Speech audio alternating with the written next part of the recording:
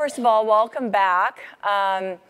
And it's so exciting to see so many familiar faces. Many of you don't look different at all in the last 5 years, so you look fantastic. Let me just say that. I also wanted to give you kind of a roadmap of what we're going to do. I'm going to talk a little bit about why I'm happy to be here right now, Friday night with you guys without alcohol. But, you know, I know it's outside and luring you. So I'm going to try and make sure that this is sort of spiced up. Then I'm going to talk a little bit about the power of story in two regards. The first is as an asset strategically for business. Raise your hands if you founded your own company or are working sort of at your own company in some way, shape, or form. So that's like, I don't know, 25% of the people. And how many of you have been at a company that you started with right when you finished the GSB? Raise your hands. It's about sort of 20%. So I'm going to be asking both of you groups of people a set of questions about sort of thinking about story as a strategic asset. Then I'm going to turn to this idea of story as life, this idea that story, maybe better than anything else in our life, both captures meaning and creates meaning. And then I'm going to talk a little bit about what I hope you do on Monday.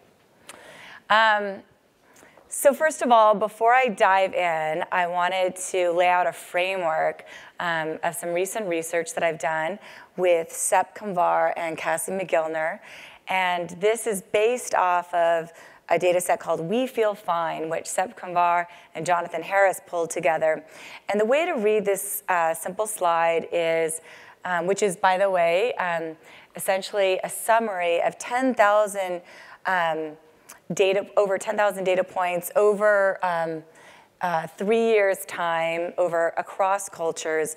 And it's blog-based data where Sepp and Jonathan scrape the blogosphere for all mentions of I feel and I am feeling. And then they can co-vary what people are feeling and what they're saying, doing, feeling, et cetera, when they're talking about certain emotions. Because blog-based data has demographics associated with it, you can then start to better understand sort of the emotional lexicon of our lives. So the way to read this slide is we start out simple. This is your 11 to 14-year-old son, daughter, nephew, niece, sibling who, when you say, you know, how are you feeling, they say, fine. How was your day? Fine. What'd you do today? Exactly. You know them. You have them in your life. But soon we fill up with angst. So this is the 15 to 18-year-old who feels a great deal of angst. When they do feel happy, it's equated with excitement.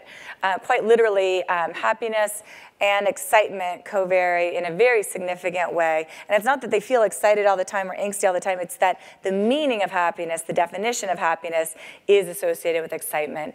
Until we leave those feelings behind and then start to feel more sort of unknown, confined, alone. At 19, 20, 21, you start to feel not well understood oftentimes. And then we start to feel like we could conquer the world at 22 to 26.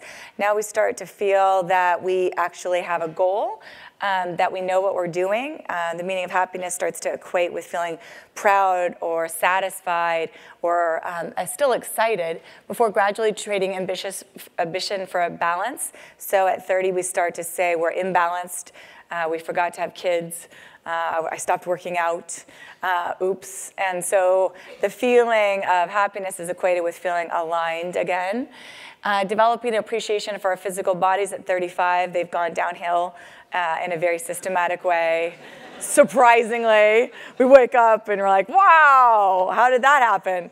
And our children, an evolving sense of connectedness for which we feel grateful, happy, calm, and then blessed. And as some of you know, with this data, it's not that you die at 55, it's that there's just not the rich emotional lexicon. And I also actually This is actually 12 million data points, not 10,000. So this is 12 million data points worldwide. So it's a very, very large data set to help unpack the emotional lexicon of our lives. So what we've done with this was we started to say, if this is the story of our lives, and if this is, in fact, the story of the lives of our customers, so even if you've captured strong value for your customer, this research would suggest that the value proposition is going to shift in pretty systematic ways every 5 or 10 years. And it's the story of our employees. So even if, again, your employee set is incredibly happy, this research would suggest that in 5 or 10 years, they're going to be shifting again. So the way to think about this, and it's not just across your life, this is sort of the story of a project, or even a day. You get here for the alumni weekend, and you have, again, sort of the story that's unfolding, and I'd be really curious. I invite anyone to actually tell me at the end of this reunion weekend, and just email me, Aaker at Stanford, what was the story of the weekend? What's the story that you actually are going to tell your friends, family, or whatever about this week? And you're not going to say, like, I went on Friday and I saw Jennifer, and then I went on Saturday and I saw my friends. You're not going to do that. You're going to tell a story. And that's the way you're going to remember this experience. So you start out with discovery, as we are at this moment, where you don't really know your goals. You don't know exactly what's going to happen. And the meaning of happiness, again, is about excitement. Then you move to pursuit, so you might know your goals. You want to try and talk to a few people or be able to connect. And there the feeling is like, I'm feeling like I'm winning, or I'm conquering the world, or at least I know what I'm doing. And then you move to balance, and you say, how can I align my friends, my family, my work, my health?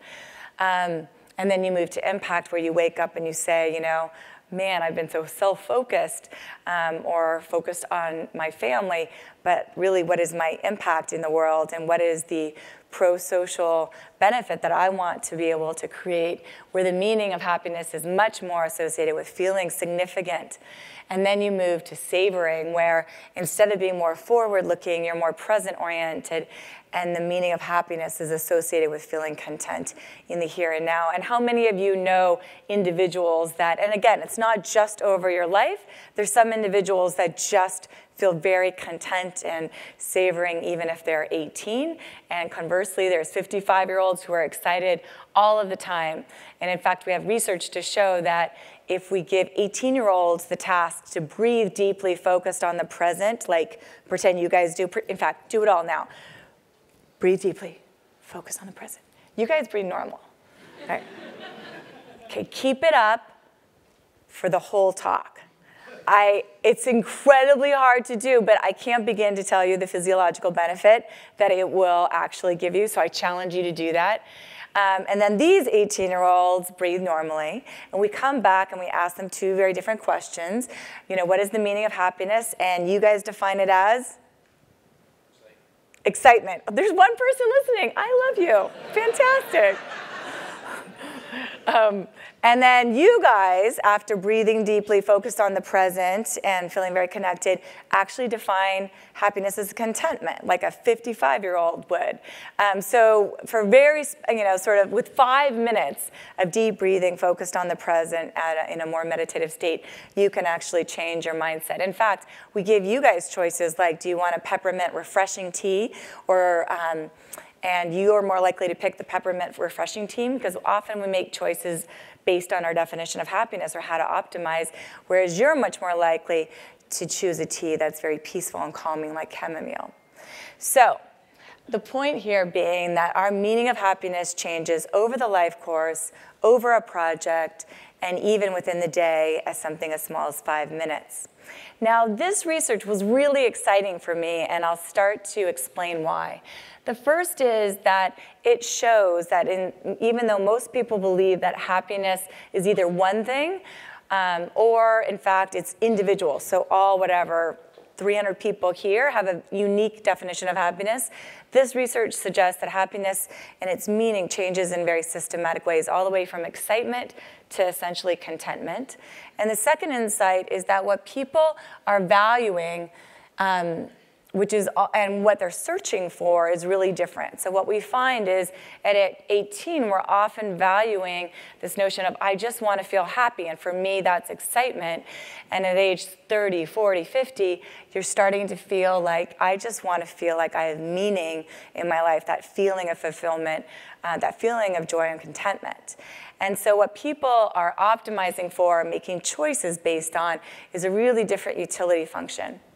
Now, these two things, happiness versus meaning, are often equated. In fact, 50% of the variance in these two constructs are both positive, so it's hard to kind of unpack them. But we've done that to some degree. And if anyone's interested, just kind of Google happiness versus meaning, and you can dive into the data.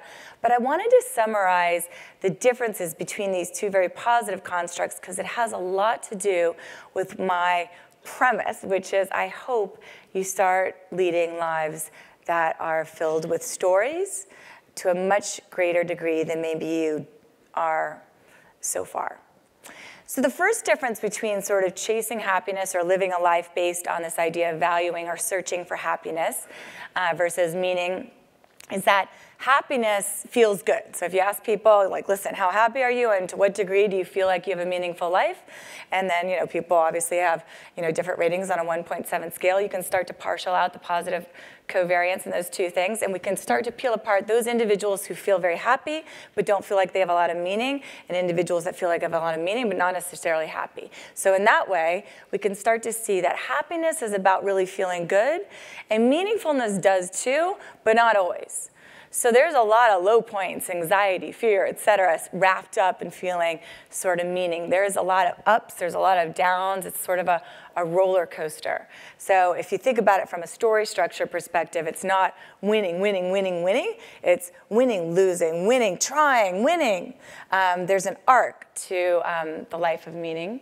The second is that happiness is more focused on yourself. People that claim to be very happy but not a lot of meaning are very self-rate themselves as being self-focused and more egocentric. The individuals that say that they have a lot of meaning but maybe are less happy are very anchored on others, giving to others, feeling connected to others. And the third and last difference is that happiness is about how you feel now, and meaningfulness is about the past, the present, and the future. It's much more lasting. So these are three of maybe the more important differences between meaning, but it's really hard to sort of ask yourself, well, I'm going to go out and have a meaningful day, or where is meaning found? And the contention would be that meaning is both captured and created in, oh, a second person I love. Awesome. Okay, you saw where I was going with this. So stories. All right, so what is a story? Three sort of ways to define it. It's marked by ups and downs, highs and lows. It's a narrative with a beginning and a middle and an end. And again, it's not just winning, winning, winning. There's no tension there. There's no evolution. It's actually an arc. So if you start to think about James Bond films, right? Wow, what happened? I don't know. He gets the girl. The arc is very clear. And it's repeated again and again and again. Or Jurassic Park, nothing going on. T-Rex, nothing going on. Big T-Rex, nothing going on. Really, really big T-Rex. So it's not a sophisticated arc, but it's still an arc. Or Casablanca, where there's micro or mini sort of stories that have arcs that kind of echo the overall story arc. The second thing that pulls apart story from just a list of facts or features or a to-do list is that it's typically human-centered. There's a protagonist, and there's characters, and there's the mix between both of them. Many of you know the 6-word story written by Ernest Hemingway, who said, "Baby shoes for sale, never worn." And we don't know if that's, a young couple who couldn't have a baby or the baby didn't make it, but we do know something about that story. And neurologically, what's happening when you share a story versus just say there was a young couple and they couldn't have a baby is that the person listening to the story is making the inference about the story. And when people make the inference about the story, it stays in their mind because it's being processed by both hemispheres, versus when I just share something to you where you don't have to make the inference because I'm telling it to you, you don't have to process that information nearly as deeply. So it's giving people 2 + 2, and they are inferring the 4 instead of just giving them 4. So how many of you have been in one of my classes? Oh my God, like 40%. All right, so you probably have done this, but it's really fun to do it a second time. So you're gonna. So I make my students always share 6-word stories about their life. And here's a couple more recent ones. Not quite, aspiring to be quite. Tonight he packs, tomorrow I pine. Married the wrong girl, fixed it.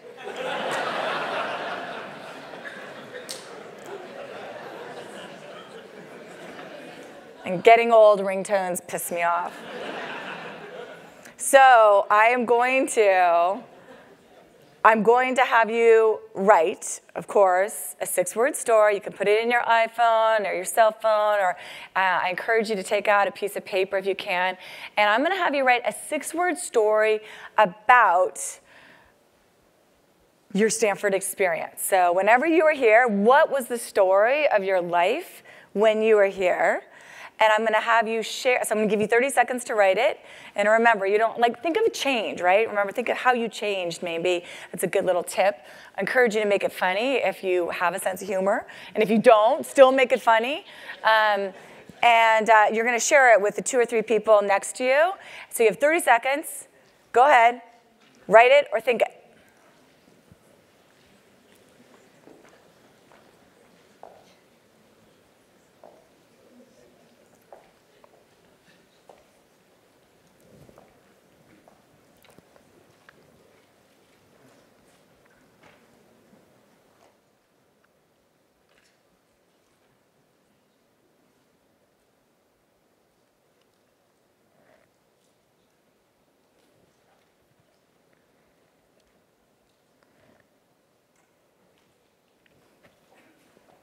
Okay, finishing up. All right, you're going to grab the 2 or 3 people next to you, and you are going to share your 6-word story. And you have 1 minute to complete all of it. All right, ready, set, go.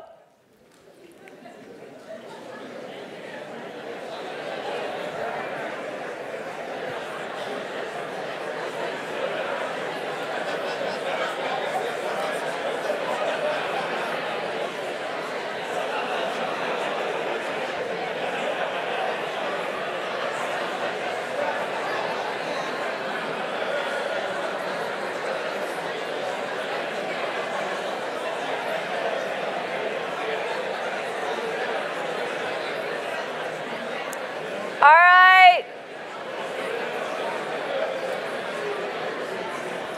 All right. Coming back. All right, I want to see if any of you want to nominate one of the people you just talked to that had an epic story. Raise your hand. Raise your hand. I want a couple of volunteers who had a great story. All right, there is one there. You're going to come up to the podium. Okay, guy next to the gal who's pointing vigorously. All right, that guy, 2nd, 3rd, and 4th, and 5th, okay? So we have 5, and awesome. You're going to come up to the microphone because I guess we're live streamed. So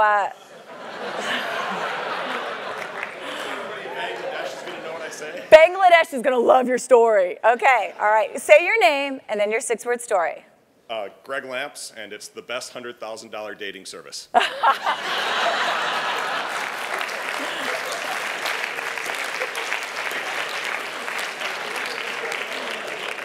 What a deal. What a deal. The best $100,000 dating service. Go ahead. Hi, I'm Stephanie. Stephanie. Do I belong here? Yes. Wow. Oh, sweeter, a little bit sweeter, but yeah. These are a little hard to follow. Betsy Parker, met great people, Met myself, finally. Oh. She also is very efficient with words, so that's 5 words. You got an extra word on. So Didier, all change except for the accent.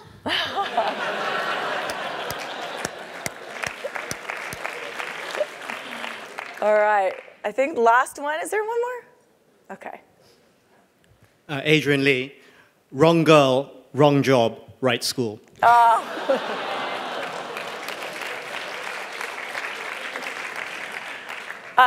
All right, so the last thing I want to leave you with is moving forward into this weekend. Really, again, an open invitation. Please send me your 6-word stories of what happened, what you hope happens this weekend, and then also what did.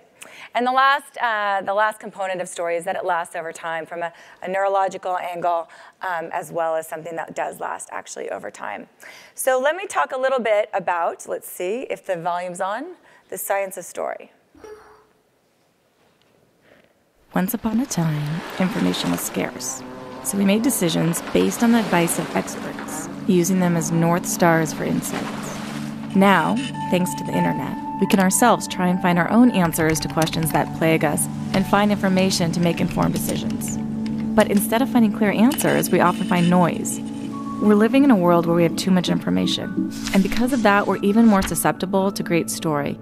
It's what helps us decide what to believe in. Stories are important because they're meaningful, and they're meaningful because they're memorable, impactful, and they personally connect. First, let's talk about memorability. Eugene O'Kelly was a CEO of a consulting company. He started having headaches. He was referred to a top neurosurgeon in New York, where he was diagnosed with late-stage brain cancer, and he was given 3 months to live. He started talking to his wife, how does he want to spend those 100 days? He was purposeful about who he spent time with and what stories to share with them. He also thought hard about what would be remembered in those last 100 days. He and his wife would live each day with a focus on finding perfect moments, where time expands and when noise is separated from signal. All that exists is that single moment. And he found in those perfect moments, those were the most memorable stories that defined his life. In one study, researchers asked students to make a 1-minute persuasive pitch to other members in their class. And on average, a typical student used 2.5 statistics in their pitch. Only 1 in 10 told a story. 10 minutes later, the researcher asked everyone to pull out a sheet of paper and write down every single idea they remembered. Only 5% remembered any statistic. 63% of the students remembered the story. Stories are memorable in a way that statistics aren't. Now let me talk about impact. Research shows that individuals are more likely to buy from a person or an organization whose story they believe in and which resonates with them. In one study, Deb Small at the University of Pennsylvania and her colleagues wanted to determine how to best raise money for Save the Children, a charity focused on the well-being of children worldwide. They created 2 versions of a marketing pamphlet. The first version featured statistics about the magnitude of problems facing children in Africa. The second version also featured those statistics, but in addition provided information about Rokia, a 7-year-old girl from Mali, who faced the threat of severe hunger. The subjects were given $5 as compensation for the study, and before leaving, the researchers asked if they wanted to donate any money to the cause. The individuals in the story condition gave nearly twice as much money as those in the statistics condition. We used to think it was our rational brain that makes decisions. Now we know it's emotion driving decisions, and we rationalize the decision afterwards. Finally, I want to talk about personal connection. Research shows that if we present statistics to an audience, a certain part of the brain called the Broca's and Wernicke's area gets activated. So the language processing part of the brain is activated and we can understand but not feel. When a story is shared, the audience feels the story. Our whole brain is activated and meaning is extracted. The meaning of the story comes from the personal connection the audience feels when they're listening to the story. And when a story is well told, they're able to feel connected not just to the story, but to the storyteller. When most of us think of advocating for ideas, we go to statistics, we go to convincing arguments, facts, and figures. But studies show that if we share a story, people are more likely to remember the message, be persuaded by it, feel personally connected to it. And when data and stories are used together, audiences are moved both intellectually and emotionally. For lasting effect, you need to persuade the rational brain, but also resonate with the emotional brain. Recent behavioral research has shown why stories are so powerful. It's because they're meaningful. Those who tell the best stories will become the best leaders. If we consider the simple question, what is the story, or why am I doing this, we may find we make very different choices of how we spend our time. Isabel Allende once wrote, "Silence before being born, silence after death. Life is nothing but noise between those two unfathomable silences." But there is signal and there is noise. And how do we reduce the noise? Story. Pretty awesome.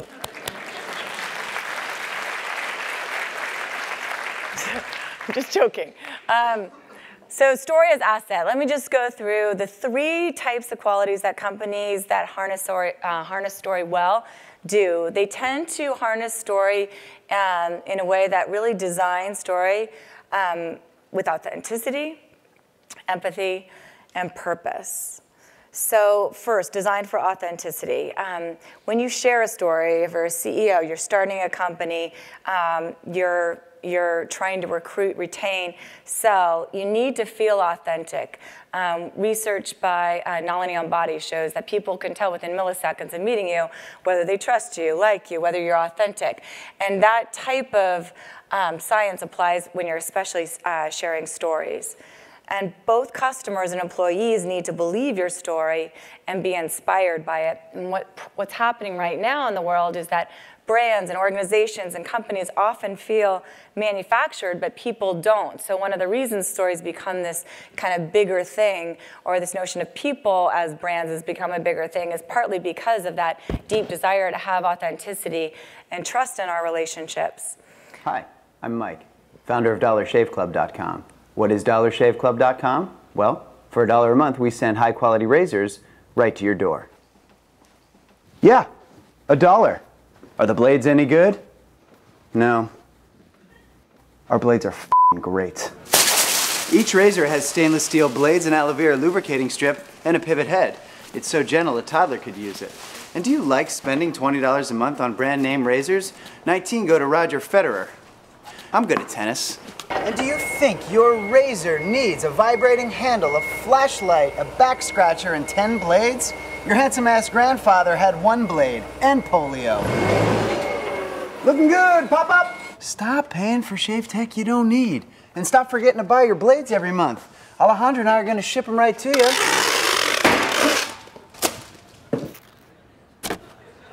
We're not just selling razors, we're also making new jobs. Alejandro, what were you doing last month? Not working. What are you doing now? Working. I'm no Vanderbilt, but this train makes hay. So stop forgetting to buy your blades every month and start deciding where you're going to stack all those dollar bills I'm saving you. We are DollarShaveClub.com, and the party is on. I know karate, I know jiu-jitsu, I drive like a gangster when I'm coming to see you, see you, see you, see you. My favorite part is Alejandra. She just looks so embarrassed. There's a lot of companies that are here in the room right now. Raise your hand if you're from Manchester United. He might, like a good Australian, be drinking alcohol already. So I'm not sure, but or English, right? Anyway.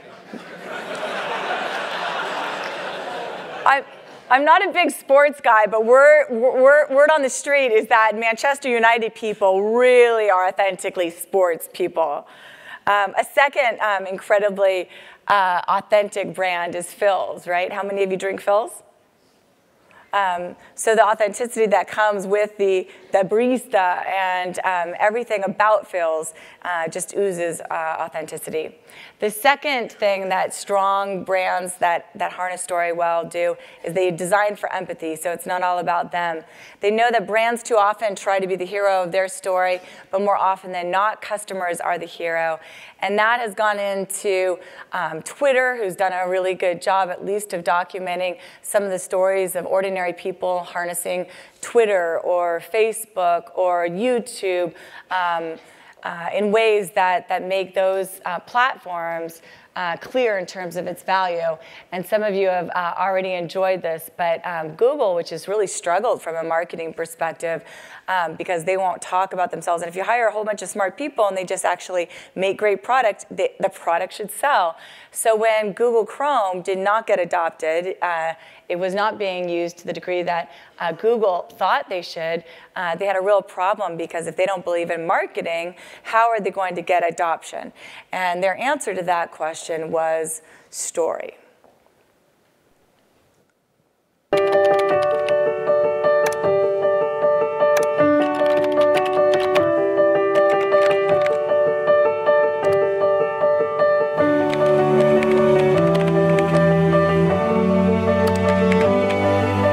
For your big party today? Huh?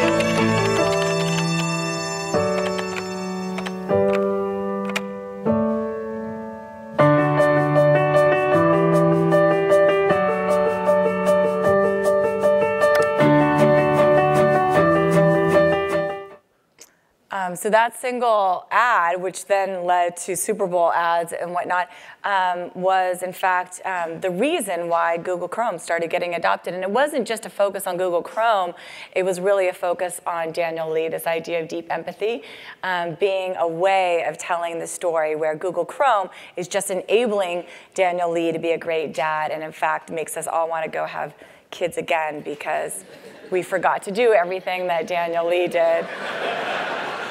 Damn, could have more kids. So Kitchit, I think, has done a really good job around designing around empathy and really understanding what that user wants. I think also Masterclass has done a really remarkable job by David Ragier to say, you know, we want to democratize learning and the ability to actually create skills around story, writing, tennis. And we're going to do it in affordable ways. And I think also Sequoia Creative, they've done a really good job from a venture perspective of better understanding not just their CEOs, but the users of the CEOs' products and unlocking that story. Third and last, design for purpose. This notion that Tom's and Warby Parker and Body Shop or Ben & Jerry's, all of these companies that have in their core what the larger mission or the larger inspired mission is starting but slowly, I think especially here at Stanford, to get baked in a deeper way in business models. And you see people like Ben Horowitz say things like, the company story is the company strategy. The story must explain why you exist, why we're doing this. Why does the problem need to be solved? Why should you join the company? Why should you invest in it? Why should you buy a product from it? So all of these things, if the story is not well told, if it doesn't come across, the answers to these questions will be no. The thing that's important here is that people want to be valued members of a winning team on an inspired mission. And if you get any one of these words wrong, that's when you lose momentum, productivity, performance. And maybe the most important word or two in this sentence is the inspired mission. To what degree do you feel connected to something bigger that your team is enabling, your company is enabling, and you're feeling connected to the world? Because as the meaning of happiness shifts in these systematic ways, and you move from feeling excitement to wanting money and status to wanting some element of balance, you will need that desire for impact and significance. I think Munchery has really done a remarkable job. If you dive into their website and you understand their business model, they've done purpose in a really clever and authentic way. I think Leave a League has done it as well as Umer Vert. Lastly, I wanted to mention, I think stories are important not just as an asset for companies and leaders, but also in life. So some of you guys know that I have 3 kids, and they're now 14, and 10. And story, as a scientist, you're trained to disregard story. Literally told, if someone shares with you a story, you will not pay attention to it. Certainly, you want to make a decision based off of it.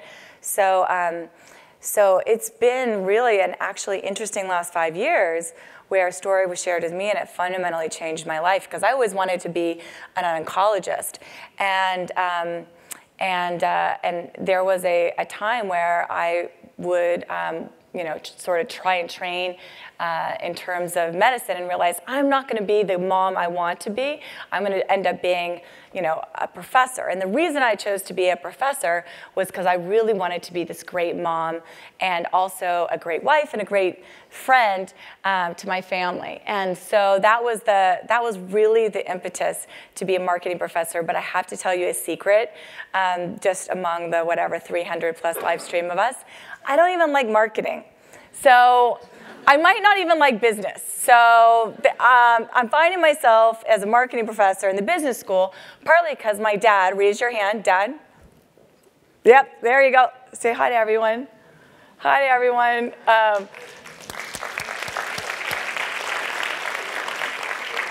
Partly because my dad was such a phenomenal father, and I saw my father, who was a professor, just be remarkable. And he raised us with stories. He would take us on special days where my 2 sisters and I would get to go out with my father, and he would take us basically to where he wanted to go, and we would never want to go, but he called it a special day.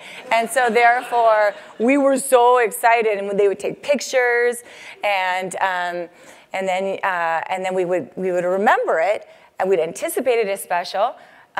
We'd remember it as special, and even if we had a horrible time at the Cal game or whatever it was, we didn't remember it. We didn't anticipate or remember it. And that way of living, that way of raising us as kids, based on story, became incredibly, incredibly important to me, such that I made a career decision to be a professor and hopefully be that parent and partner that I had seen in my family.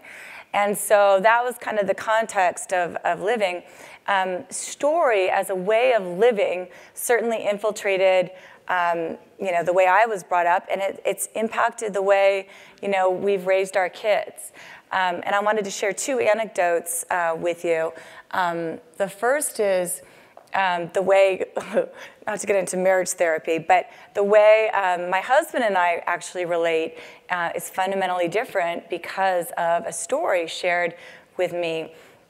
To give you a little bit of background on my husband, Andy Smith, who's a venture capitalist, at the time, maybe 5 or 6 years ago or a little bit more, he was running global brands at Dolby and was, really enamored with technology, IoT, social media, et cetera. I thought social media was complete crap, and so skeptical that we would really argue around the dinner table, and even in front of our kids about, what you do today. Oh, I created a social media strategy for Dolby, and I'd say that seems like a waste of time. You're a business-to-business brand, and he would say, you're a marketing professor at Stanford, and you've never been on Facebook. That doesn't seem smart. And so whenever we disagree, I usually run a study to see if I'm right. So I asked 100 people representative of the United States what they thought of as social media, and about 50% of them said very positive words, and the other 50 or so percent of them, again, said a lot of negative words, which at least made me feel vindicated. So, in this belief that social media was completely destroying the world at that time. And remember, I'm heads down, publishing my papers, analyzing big data sets, and sort of disagreeing with Andy on a few things. But I was teaching this creativity and innovation class, and one of my students, Robert Chatwani, who some of you might know, shared with me a story at the end of the class of how the class impacted him. And he shared this story of Samir, his best friend here, a Stanford undergrad who went off and created his own company, just like 20% of you, and got married, fell in love with Rena, and was diagnosed with leukemia when they were traveling in India. And he was shocked, called Robert, and Robert was shocked and asked their friend network what they should be doing. And they learned that another friend of theirs, Vinay, here in Fremont, was also recently diagnosed with leukemia. And many of you know this data, but I'll just share it with you in silence.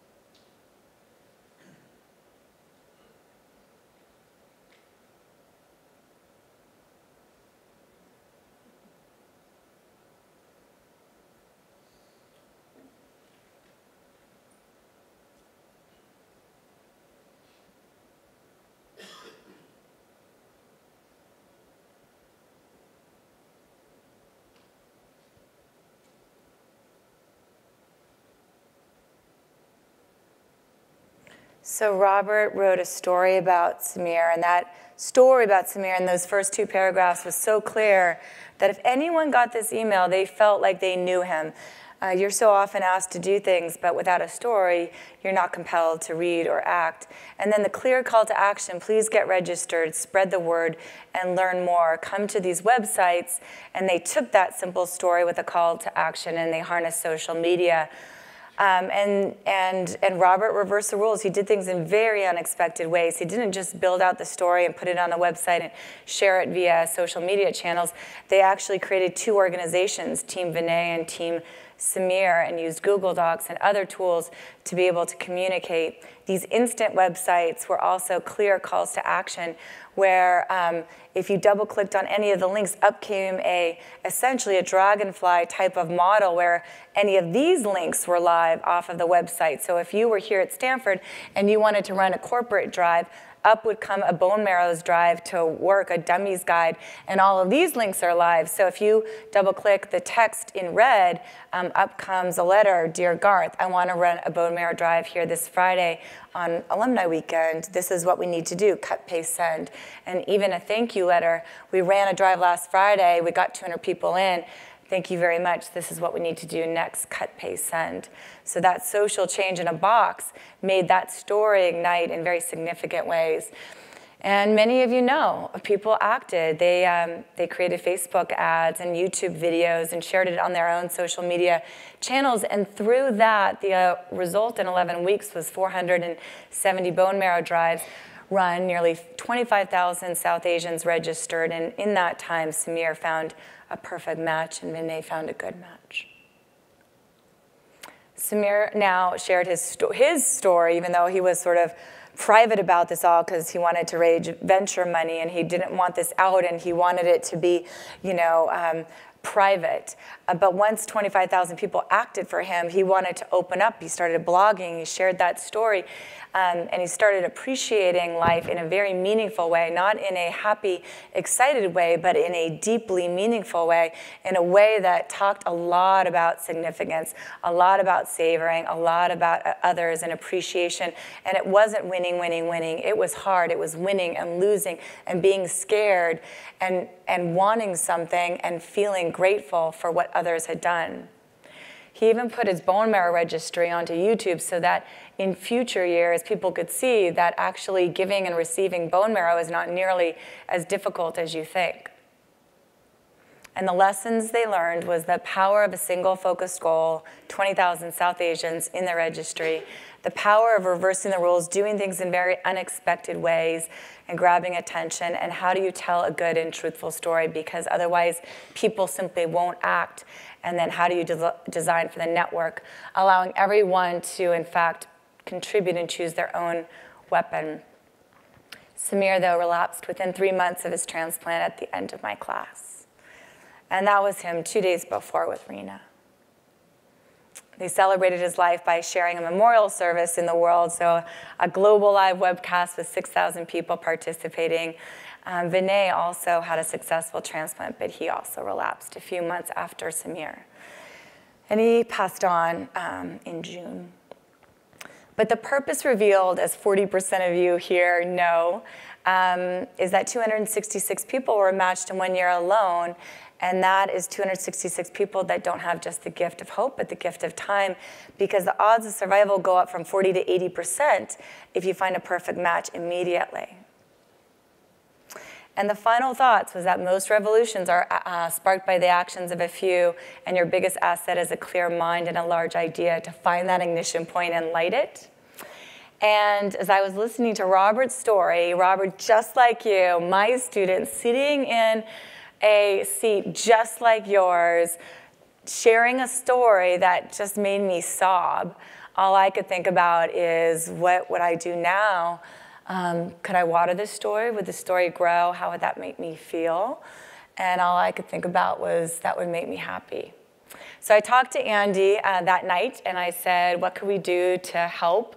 You know, I admitted that social media had some redeeming feature.